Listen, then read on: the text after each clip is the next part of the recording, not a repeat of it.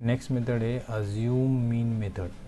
अच्छा, क्वेश्चन में हमेशा ये जब आंसर आएगा अज्यूम मीन मेथड का तो वो यहाँ पर ऐसे स्पेसिफाई करके देगा, find the mean wages of your work by assume mean method. मतलब जब भी तुमको यूज़ करना पड़ेगा अज्यूम मीन मेथड। अगर ऐसा बोला कि find the mean, so you can use any other method also. जैसा ऊपर दिया है वो मेथड भी यूज़ कर सकते हो। डायरेक्ट मेथड हमने देखा है अभी तक, ये सेकेंड मेथड है अज्यूम मीन मेथड, ये वाला। उसके बाद में ये देखना बाकी है स्टेप डिविएशन मेथड। इन तीनों में से सबसे ईजीएस्ट वन यही है, डायरेक्ट मेथड। तो कुछ कुछ बच्चे क्या करते हैं, हमेशा मीन पूछा तो वो डायरेक्ट से ही फाइंड आउट करते हैं। लेकिन अगर ऐसा बोला जाए कि find the mean by using assume mean method, तो तुमको यही अप्लाई करना पड़ेगा। अगर बोला जाए find the mean by using step deviation method, तो हमको यही मेथड यूज़ करना पड़ेगा जो मेंशन किया है। जैसे यहाँ पर तुमको मेंशन करके दिया है, बता दिया है कि यहाँ पर मीन फाइंड आउट करो लेकिन बाय अज्यूम मीन मेथड, तो हमको अज्यूम मीन मेथड ही यूज़ करना पड़ेगा।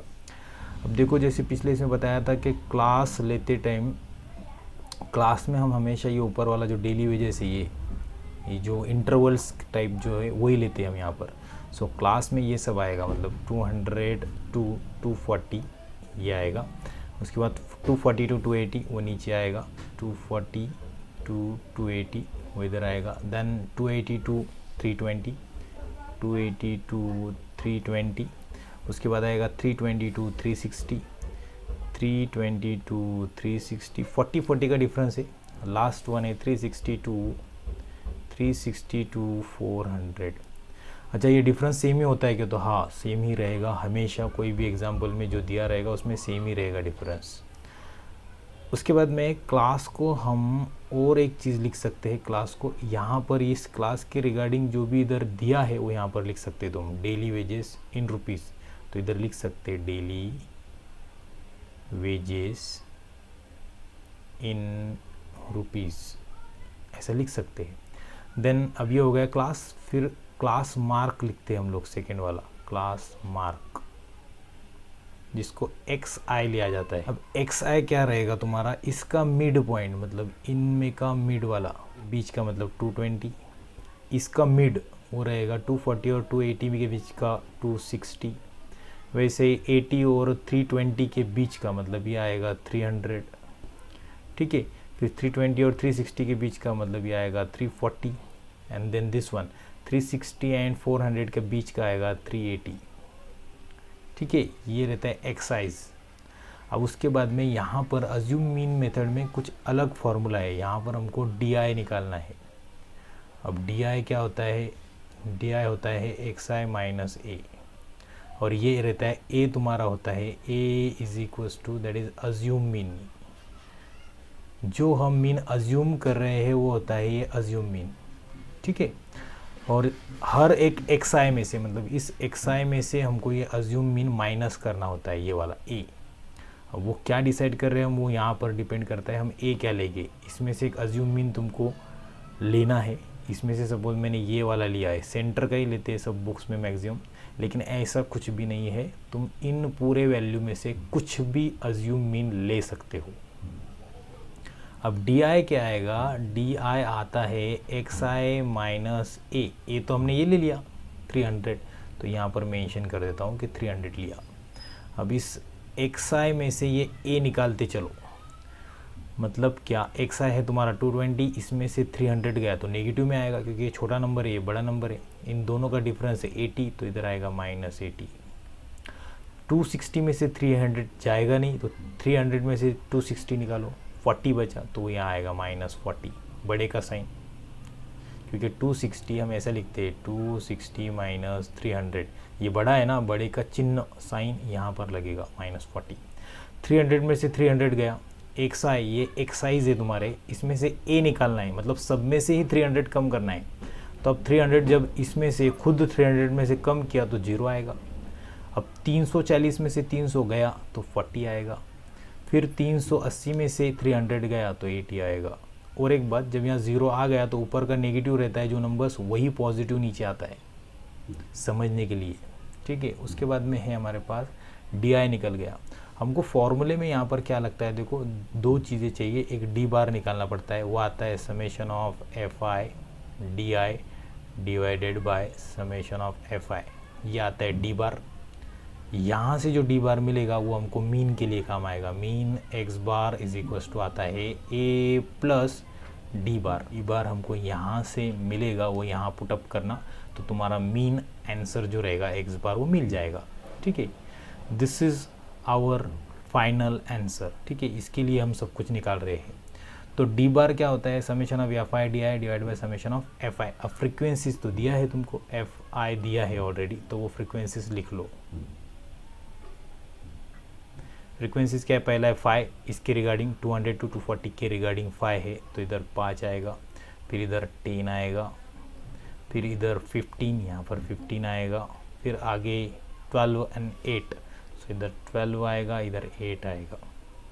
ये समेशन ऑफ एफ आई आएगी, इनका सम भी लेना पड़ता है, तो ये लास्ट रो में हम वो सम भी ले लेंगे। ठीक है, तो ये आएगा समेशन ऑफ एफ आई। वो कितना आता है वो इधर लिखते हैं हम लोग, 5 और 10 ये आएगा 15, 15 और 15 ये आएगा 30, 30 और ये 20 ये आएगा 50, तो ये 50 आ गया तुम्हारा समेशन ऑफ एफ आई। उसके बाद में अच्छा, मैं ये ज़रा इसका विड्थ कम लिया हूँ, तुम लोग बड़ा ले सकते हो, क्योंकि मुझे दोनों यूज़ करना है साइमल्टेनियसली। ये स्पेस पे मुझे सॉल्यूशन भी लिख के देना है। अब ये एफ आई आ गया, तुम्हारा डी आई भी आ गया, तो हम यहाँ पर ये जो चाहिए यहाँ पर एफ आई डी आई वो निकाल सकते हैं। मतलब यहाँ पर आएगा एफ आई डी आई, तो इधर मल्टीप्लिकेशन करके हम एफ आई डी आई निकाल लेंगे, क्या आएगा तो। अच्छा, और एक बात, कोई बोले यहाँ एफ आई की जगह हम ये लिख सकते हैं कि सर ये एफ आई लिया था ना, ये फ्रीक्वेंसीज, तो ये वाला जो वैल्यूज़ दिया है ये तुम यहाँ पर लिख सकते हो, यहाँ पर ब्रैकेट में। मैंने नहीं लिखा क्योंकि जगह कम है इसलिए। ठीक है, तो ये जो भी दिया रहता है वो यहाँ फ्रीक्वेंसी के नीचे ऐसा ब्रैकेट में लिख सकते हो, उतना ही सॉल्यूशन बड़ा दिखता है। अब एफ आई डी आई मतलब इन दोनों का मल्टीप्लिकेशन, एफ आई ये है, डी आई ये है, इन दोनों का मल्टीप्लिकेशन। 5 8 ज़ा 40, और ये एक 0 इस पर चिटकेगा विथ नेगेटिव साइन, माइनस के साथ, क्योंकि माइनस है। 10 4 ज़ा, या फिर 4 1 ज़ा 4 आता है, और ये जो 2 0 है ये फिर से यहाँ पर चिटकेगी with negative sign. Next 15 into 0, वो 0 आएगा। कुछ लोग 15 इंटू 0 15 लेता है, वो ऐसा नहीं होगा, 0 ही आएगा। फिर 12 4 ज़ा 48, और ये एक 0 जो है वो इधर आएगा। फिर उसके बाद में 8 8 ज़ा 64, और ये जो 0 है वो इस पे आएगा। मल्टीप्लिकेशन कर लेना है, इतना ही आता है। अब देखो इनका जब सम करेंगे हम, ये आएगा तुम्हारा summation of F I D I, तो इसको मैं ऐसा लिख रहा हूँ इधर नीचे, एफ आई डी आई, यह आया हमारा 320। यहाँ पर जगह नहीं है, तुमने ये अंदर लिख लेना, इसके अंदर। ठीक है, अब ये summation of F I D I है, इसके अलावा हमको इस टेबल का कोई ज़रूरत नहीं है, हम इधर कुछ निकालने का भी ज़रूरत नहीं है। अच्छा, एक बच्चे ने पूछा था कि सर डी आई का जब ये यूज़ ही नहीं है इसका समेशन का, तो यहाँ पर क्यों ले रहे हैं हम डी आई। ओके, तो ऐसा नहीं होता है। इसके अलावा हम लोग ये दोनों मल्टीप्लाई करके यहाँ भी नहीं ले सकते ना, तो इस मल्टीप्लिकेशन के लिए ये डी आई कॉलम लेना ज़रूरी है। ओके, अब वैल्यू प्लग इन करो, अज्यूम मीन लिख दिया हमने, डी आई लिख दिया, डी आई आ गया। उसके बाद में ये वैल्यू पुटअप करो, अब डी बार यहाँ से आ जाएगा। Summation of F I D I क्या है हमारा, summation of F I D I है 320, तो इधर आएगा 320 divided by summation of F I वो भी निकाला है 50, तो ये आएगा 50। ये 0 गया, ये 0 गया, 5 से डिवाइड करो, 5 6 ज़ा 30 होता है, फिर 2 बचा, तो पॉइंट लेकर इस पर 0 लिया, सो 5 4 ज़ा 20, तो ये आएगा 6.4, ये आया तुम्हारा डी बार। बस अभी डी बार का वैल्यू इधर रख दो। तो ए क्या लिया था अभी, अज्यूम मीन यहाँ पर लिया था ना, ए इज़ 300, तो यहाँ आएगा 300, इधर लिया था देखो ये वाला अज्यूम मीन, वो यहाँ लगता है, that is a. Plus D bar कितना निकला 6.4, तो plus 6.4, so this is your last answer. 300 plus 6.4 that is 306.4, this is your mean x bar. लेकिन आंसर में क्या बोला है देखो, find mean wages of a worker, तो ऐसा लिखेंगे हम, therefore mean wages of worker is, यहाँ पर आएगा 306.4, this is your final answer. अच्छा, और एक क्वेश्चन कि बहुत से लोग बोलते हैं कि जब मीन है तो मीन तो 100 के अंदर आना चाहिए था। ये मीन देखो 304 आया है ना, तो बहुत से बोलते हैं ये 0 to 100 के बीच में आना चाहिए मीन, क्योंकि आपने बोला एवरेज होता है, एवरेज तो परसेंटेज होता है, और परसेंटेज हमेशा 100 से कम आना चाहिए। तो ऐसा कुछ भी नहीं है। जैसे कोई अगर क्रिकेट का बहुत फेवरेट गेम हो किसी का, तो उसको ये समझ सकता है कि कोई तो भी बैट्समैन ऐसा है सिर्फ वो 3 बॉल खेलता हो स्टार्ट के, मतलब वो जब आया बैटिंग स्टार्ट किया तो 3 ही बॉल खेलता है, और हर 3 बॉल में वो 1 6 तो लगा ही देता है। तो 3 का डबल मतलब 6 रन तो हमेशा निकालता है। अगर हर मैच में 3 बॉल में वो 6 रन निकालता है, आउट हो जाता है, 3 ही बॉल में 1 6 मारकर आउट हो गया, तो वो हर मैच में 3 बॉल खेलकर 6 रन निकाल रहा है। दूसरा मैच भी 3 बॉल खेलकर 6, फिर तीसरा मैच खेला 3 बॉल में 6 रन। तो उसका क्या होया, ये जो एवरेज है 3 में 6 मतलब डबल का एवरेज होगा, तो उसने तो 200% रन निकाल दिए, तो उसका ऑन एन एवरेज तो ज़्यादा हो गया। तो मैं ऐसा नहीं बोल सकते कि 0 to 100 में चाहिए, तो ये 200% इस तरीके से आता है। तो हम ऐसा नहीं बोल सकते कि आंसर 0 और 100 के बीच में ही आए, ऐसा भी आ सकता है।